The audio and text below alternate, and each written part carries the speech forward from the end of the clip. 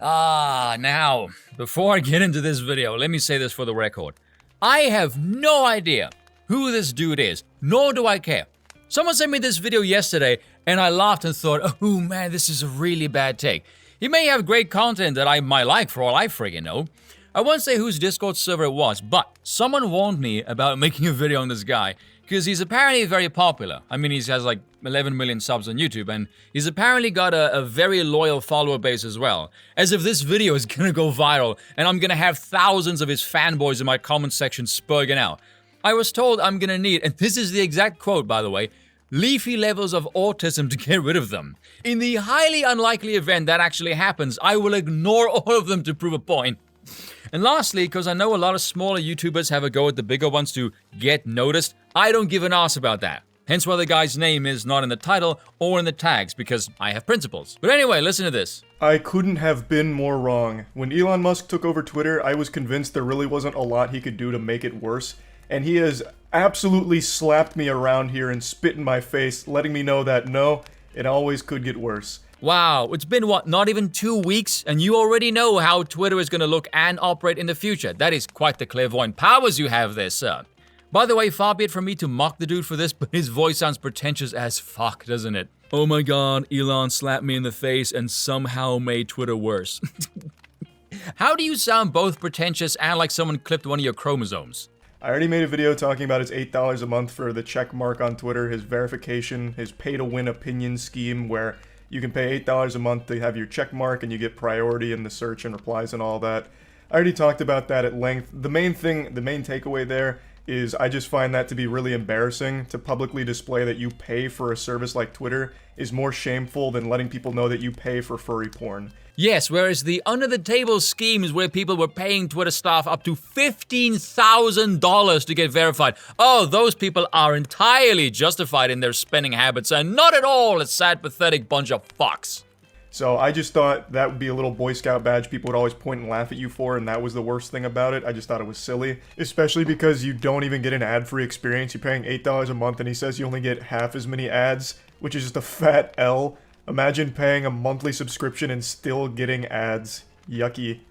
But today, Elon Musk actually made a much more concerning announcement regarding this new program, where if you don't pay $8 a month for Twitter, if you try and use Twitter for free, as it's always been, you're basically shadow banned. At least, that's how it sounds coming from his mouth. Your replies aren't really going to be seen. He says verbatim, you'll have to scroll far to see unverified users, which sounds like going forward, you'll need to cough up $8 a month in order to have a voice. To anyone with their brain even remotely functioning properly, you know, before you go around saying that, mate, you should really think your position through thoroughly, lest you say some really dumb shit. You'll recognize this is the exact opposite of free speech, which he claims to champion for the platform. But I'm just going to publicly beg all Elon Musk meat riders to hop off his cock for just a few seconds here, put away your little sausage fingers before writing your comment about how upset you are that I insulted your savior, and just listen. Just join me on a magic school bus ride through this absolutely terrible idea and why this is such a fucking outrageous program. I mean, I never rode the short bus, so ladies first, do go on. So how do you prevent the use of the N-word? We should be able to figure out with software how to moderate this and prevent that from happening. Is that true or not? What I'm trying to achieve with this sort of enabling everyone to be payment verified with Twitter Blue is to try to get as many people payment verified as possible. It's only $8 a month, although for some people that were complaining about that, and these are people who pay more than that for their latte. Elon was asked his strategy for combating hate speech, racism, anti-Semitism, all of that, and he brought up the payment subscription plan as a way of fighting against it. But I wanted to highlight this part here where he compares the price of a Starbucks latte to the subscription plan, because he loves this one. This is for some reason like his smoking gun. He's already posted this dank meme about it, so this is pretty much his anime signature finishing move. This is his Kamehameha. He really thinks this is just a checkmate, like, so you'll pay $8 for a Starbucks latte and it only lasts you 30 minutes, but you'll cry about $8 a month for Twitter and it lasts you 30 days. Curious. So you'll pay $8 for a drink and it only lasts you a couple of minutes, but you're gonna go ahead and whine and throw a temper tantrum for the same price for having a voice on a shithole platform? Very interesting. I'm not a Starbucks enjoyer. I don't like Starbucks. I don't go there. Maybe the drinks are overpriced. Couldn't tell you. But that's neither here nor there. This is just like a gotcha moment that a child would think is clever. No, it's because he's poking fun of a certain stereotype of people who whine about this kind of shit. Much like you were doing in this video. You know what I've noticed as well? By far, the biggest, most outspoken, whinging assholes who complain about Elon and Twitter also trash the platform constantly for being shit.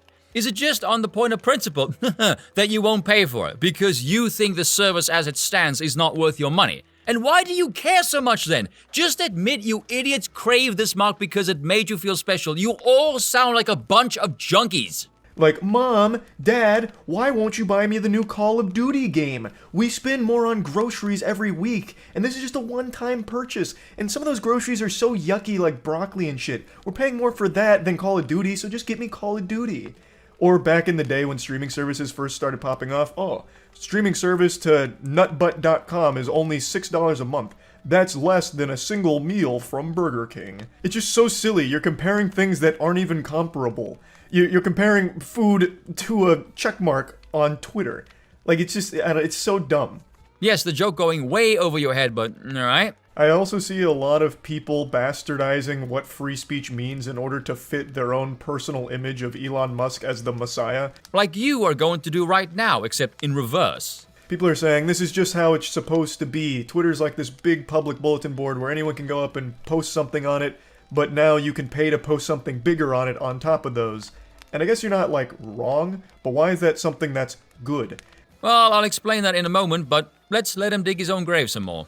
In fact, this is the exact thing people were upset about before Elon's takeover, talking about silencing their voice, where more powerful, more wealthy outlets were overshadowing their side of things and their opinions. Yes, because the capacity to make the bigger post in the town square, such as it is, was limited to a select few so-called elites.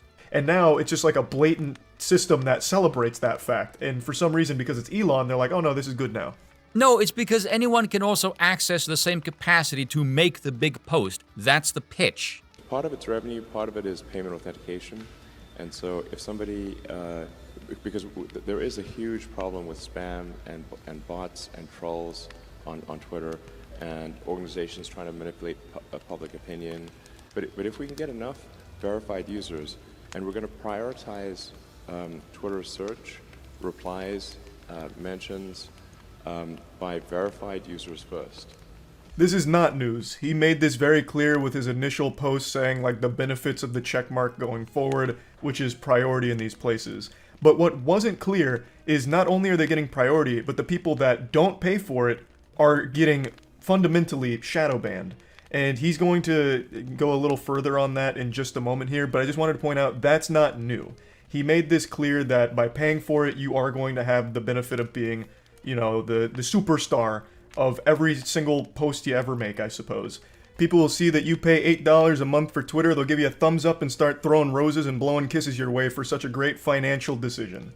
This isn't any new information, but I just want to again let everyone know that this is the value that they're paying for $8 a month on Twitter. With blue checkmark, then you're prioritized, and hateful conduct pays. But if somebody risks losing even $8, the net effect will be over time that the verified users will pretty much always be at the top of comments and search, and you won't really see. You'll have to scroll far to see the unverified users, which will be the bots and trolls and whatnot.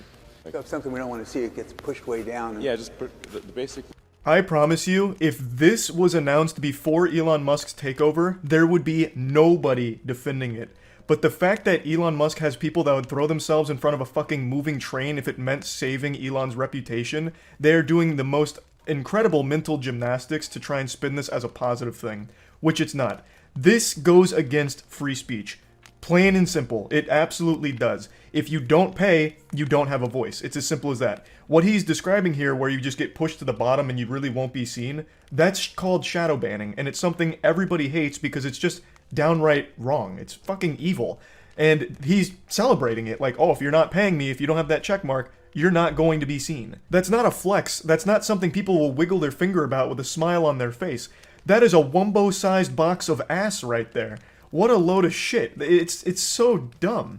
And another fundamental misunderstanding Elon Musk can't wrap his brain around is the fact that there are people that aren't bots, aren't trolls, that won't pay $8 a month. He says you won't see from these unverified users, that's the bots and the trolls. So in his mind, the only unverified users are bots and trolls. He can't comprehend that there's going to be real people with real voices that either can't afford $8 a month or just don't want to pay $8 a month. But he still just throws them down just like, oh no, they're beneath us. Those are bots and trolls. Those unverified users, not real people.